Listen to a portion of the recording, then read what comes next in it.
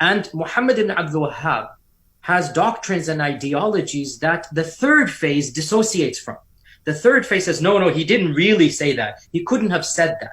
There's this tension that the third phase has with the first phase. And you even see this in my book, A Critical Study of Shirk, where there are things that he says, and then I say in the bottom, he couldn't actually have meant this. And that's what my teachers are teaching me. Don't take it at face value. I'll give you some simple examples. Ibn Abdul Wahhab fought decades of jihad in his lifetime.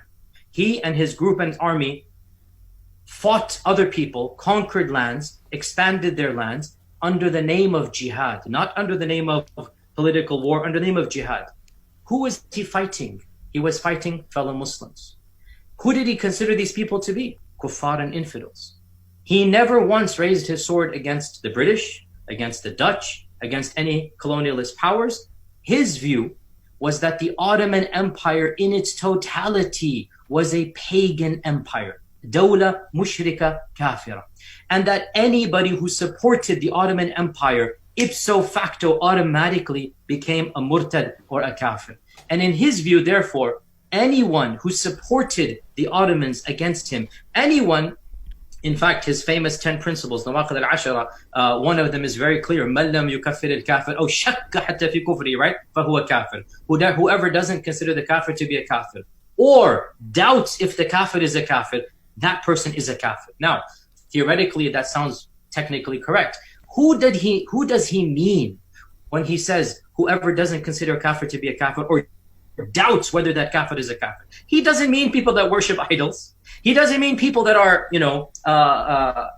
followers of another faith tradition. He means the Ottoman Empire. He means the Muslims around him.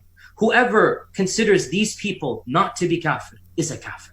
Think about the repercussions. And that's why there are plenty of statements in his own writings where he indicates that the only group of people who are truly upon Tawheed are his followers.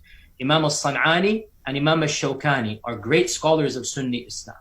And some of them initially got some positive views about Ibn Abdul Wahhab, and so they supported him. When they saw the reality, al-Shawkani, the great scholar of Yemen, a great allama, al-Shawkani wrote a letter to the king at the time, the second manifestation of the Saudi Empire. He wrote a letter to the king, the emir, and it was publicized that basically, I'm paraphrasing obviously, is like, bro, chill. And that was his letter. Your group is taking things that might be bid'ah and making it into kufr.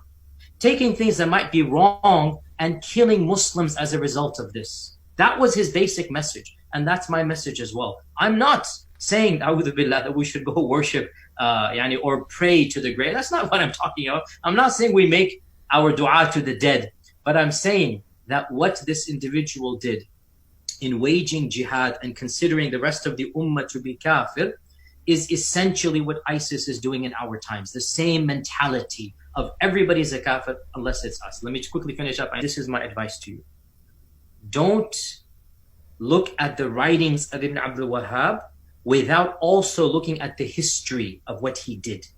Let his actions speak louder than later interpretations of his words. That's my message to the advanced students. I repeat, let his own actions, what he did to his fellow Muslims, how he justified attacking villages, how he viewed the Ottoman Empire and the entire ummah as being outside the fold of Islam, even